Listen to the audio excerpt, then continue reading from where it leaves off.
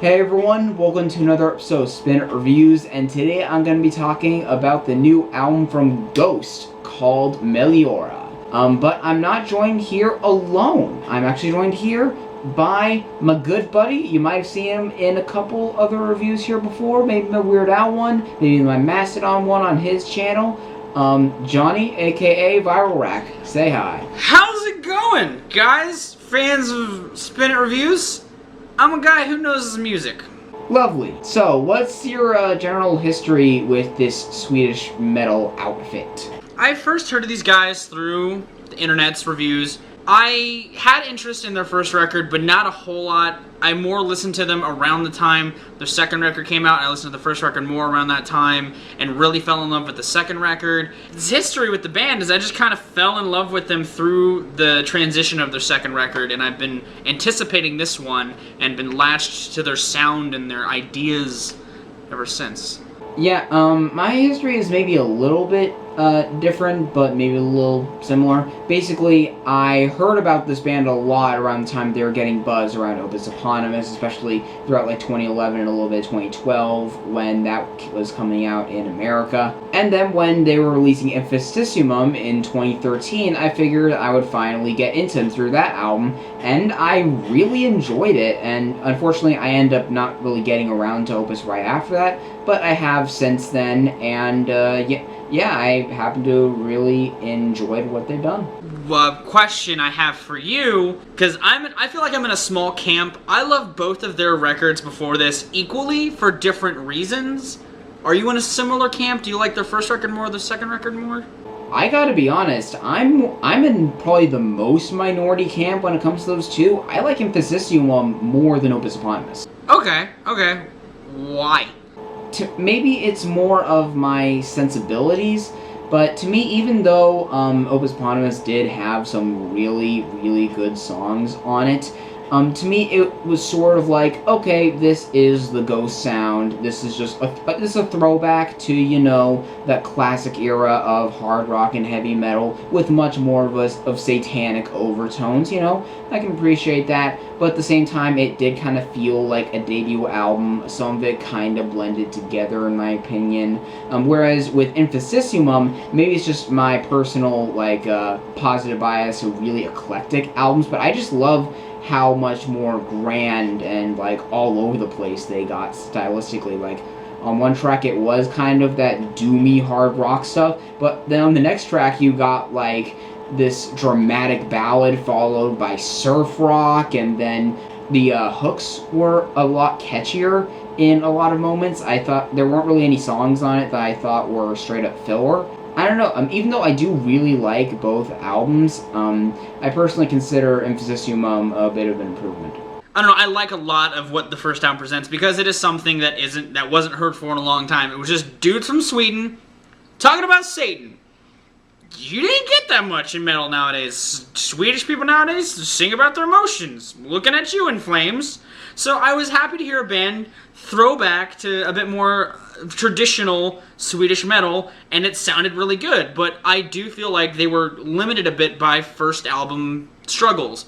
But I like that in the second record they fleshed out their scope and their sound more. So I do agree with you there. I like that there's a bit more diversity there, and I like that there are hooks and there's a lot more melodies that are a bit more infectious on Infestissimum. So I mean, I do definitely agree with that. Yeah, exactly. And going back to the hooks and the melodies and the fact that it is a throwback, I feel like something else that is so refreshing about this band is that this is like a metal slash hard rock, but like they're mainly in the metal scene kind of band that actually has hooks that like people forget that like those like classic heavy metal bands like say Black Sabbath or something, even though I compare them more to say Boyster Cult or Alice Cooper or stuff along those lines, people forget that stuff like early Black Sabbath stuff, for example, was really catchy and melody based, and I feel like they're really helping in bringing that back as opposed to who can play the fastest solo or who can be the most brutal and in your face. They're just writing some really good songs. I couldn't agree more in that statement, because you're right. I mean, bands like Sabbath, you know, whether it was a hook or a melody, they had earworms in their musicianship somewhere that really stuck with you. And this band does do a great job, especially on Infestissimum out of the two, to expand and make a bit more of a focused song that appeals to that older sensibilities as far as melodies go. I will say that my one kind of consistent, like, little nagging thing with Ghost is that the lyrics can get a little redundant. They are very clearly infatuated with Satan and everything involving Satan, and after a while, you know, the themes can be a little bit predictable from track to track. But for me, as long as you're able to overlook that kind of thing, or if you're into that kind of thing, then it doesn't really become too much of a problem for me. I can agree with that. I'm not opposed to people talk about Satan, so it's not something that bothers me. If I can get into Cannibal Corpse, a band that is metal horrorcore, I can get into Ghost and like it at least a lot more than something like that. Yeah. So that's our general overview of Ghost.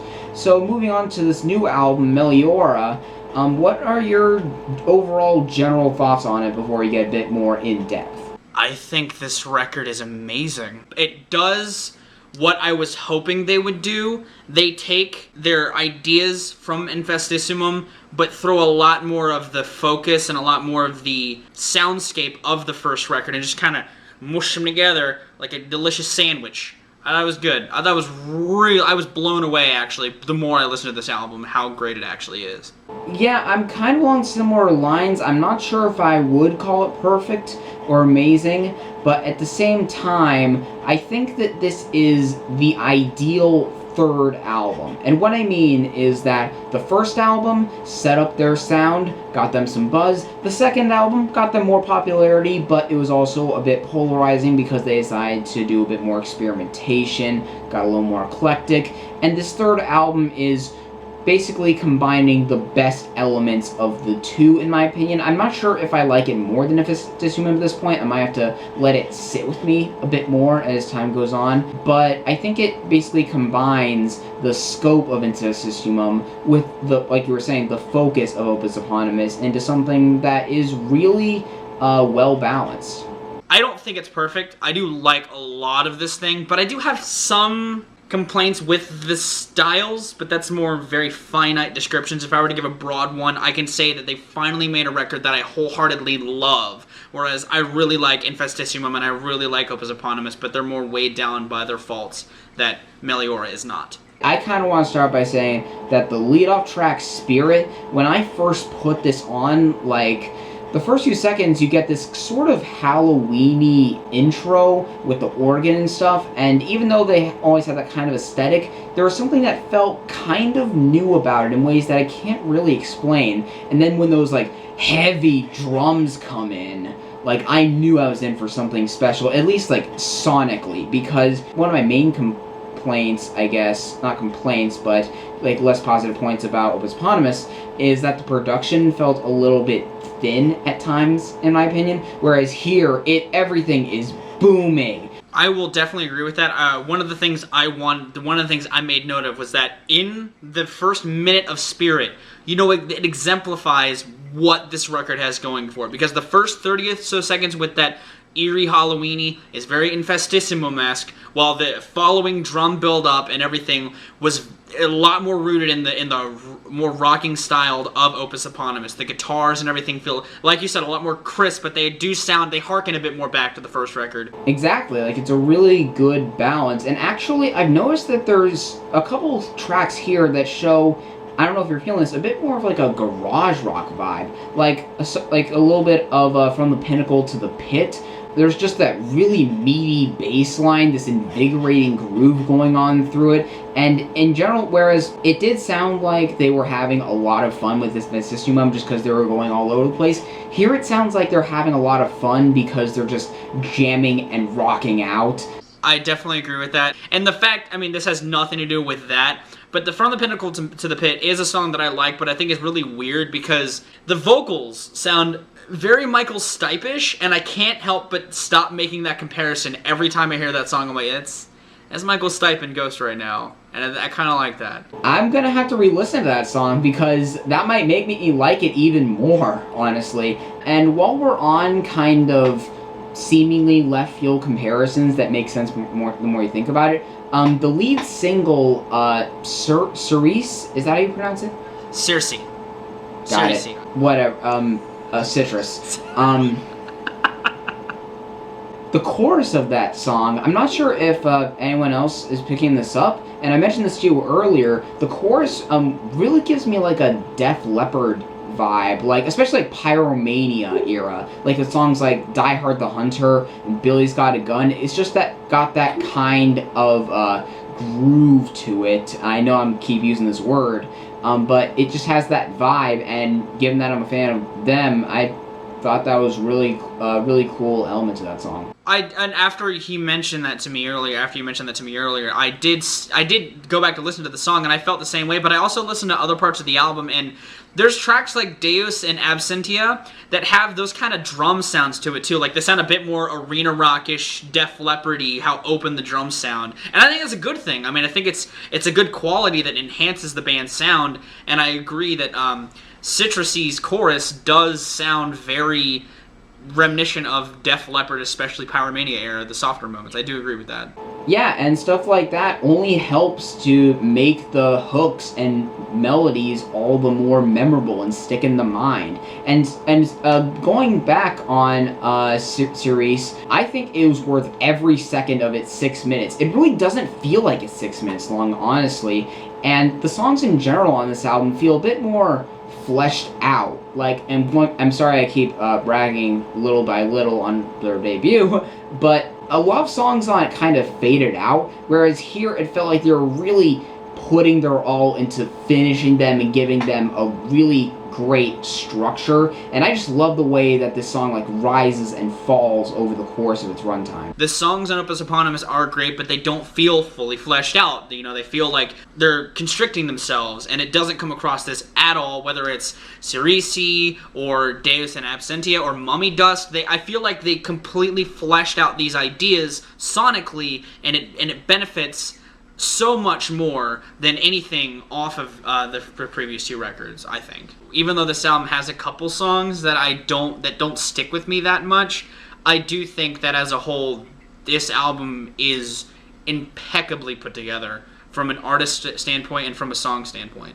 Oh, definitely. Like, even though I don't think the interludes are all that memorable, they are very well placed on the album. Now, going back to the couple songs that you're not as much of a fan of, what would you say those are, and why is that? Well, the one song that at first I thought was okay, but the more I listen to it, I'm kind of indifferent about is He Is. I think it's a great song, and I think it does a really good melody, but as a whole, it almost doesn't fit with the rest of the record. Like, it's this acoustic ballad, and I like the acoustics and I like the verses, but the more the chorus continues, the more I get tired of the song. And then the first half of Majesty, almost, I compared it to baseball. It's very baseball-centric metal with the way the organs sound when paired with the guitars. I just don't think it meshes. They clash a lot more, the electric instrumentation with the classical instrumentation like the organs. I feel like they clash a lot on Majesty, especially in the first half. Yeah, honestly, I'm kind of glad we have the same least favorite in He Is. I do really like that acoustic guitar riff,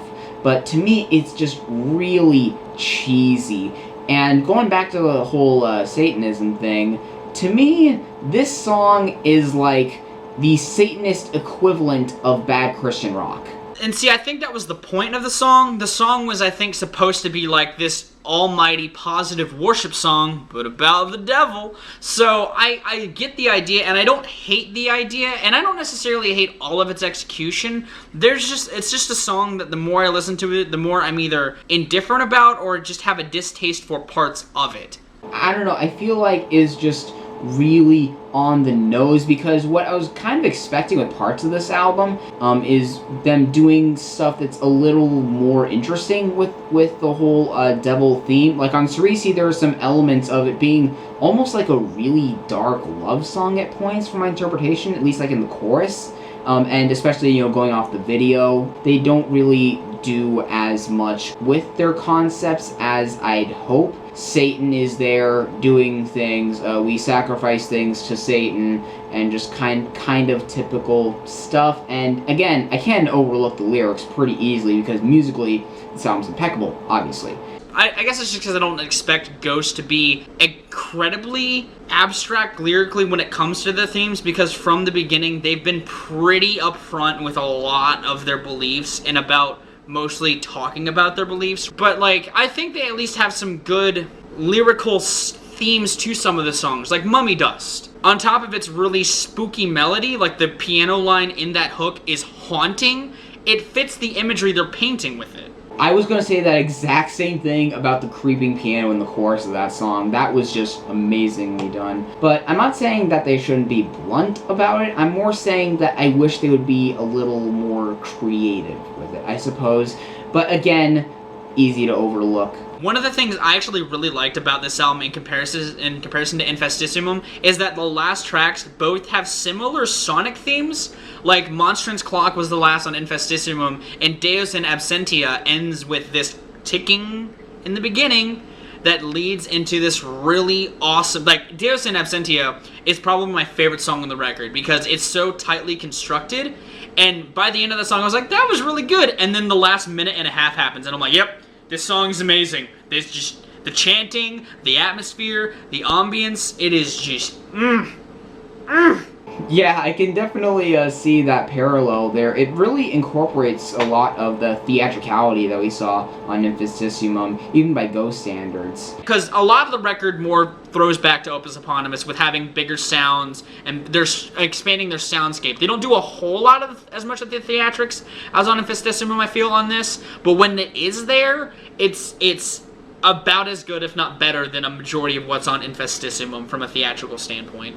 Yeah, I can agree with that at points. They're definitely developing in some areas, which is great to see on a follow-up to such an eclectic album, because sometimes what happens is that a band puts out that balls to the wall, like all over the place album, which it wasn't like a different genre in every song, but usually what happens is that it polarizes people and then they just go back to what they were doing before in the hopes that it'll get more positive reception. Here I feel like they just did a really good balance, and overall I'm really enjoying this album. What score would you think we would give it?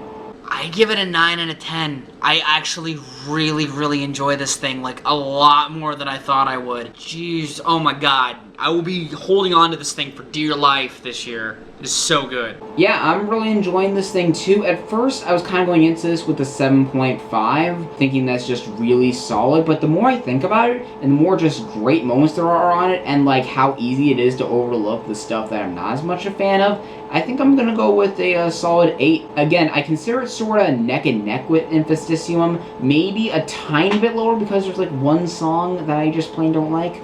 But aside from that, this is just a really well done hard rock and metal album that throws back, sure, a little bit because it's Ghost, but at the same time doesn't feel like a total rehash and does have a lot of creativity to it at the same time, a lot of forward thinking. After Infestissimum, I had hopes for this band, but they completely threw my hopes into another spectrum because, like, this thing is just...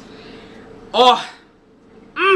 So good riffs, so good songs. I love it. So, if you guys have heard this album, what do you think about it? Do you agree with what Johnny and I had to say? Do you disagree? Have any feedback about this collab here, of this format of using the two cameras as opposed to doing the hangout? I don't know why I didn't do this earlier. Okay, so can you tell us a little bit about your channel, man, for those of you who watching that don't know about it? Well, if you've never heard of me, my name is Jonathan, but a small faction of the internet knows me as ViralRak. I've been doing this thing for a while now, and when I'm able to, I try to put out videos that are either music reviews, movie reviews, video game walkthroughs, food eating videos now. I'm a smorgasbord of content, basically. I try to put out as much as I can of interesting content that I think is entertaining, whether it's a review or whatnot, for you faces to enjoy. And in fact, those music reviews happen to be discography reviews, a bit of an off-the-beaten-path route compared to the rest of these music reviewing channels on YouTube. So if you're interested in discography reviews of what bands have you done discography reviews of that you think fans of Ghost would like? Just currently continuing to do a Mastodon one. I did part of it with this guy here, so if you want to see, tying it together. What else? I've done a lot of metal bands. That's kind of what I started with. As far as like classic metal bands, I've done Metallica. They're not exactly like Ghost, but I mean they're metal. I've done Machine Head, again, another metal band that isn't new metal or anything like that. Avenged Sevenfold's probably the closest because they're a hard rock band. They have nothing like Ghost. Well, Ghost opened for them, so there's that. There you go. I didn't even know that. So thank you for covering my butt. And on that lovely note, check out his channel, and hopefully I'll see you on the next episode of Spin It Reviews. Johnny, say bye. You guys have good days, lives, and situations, and I'll see you another day.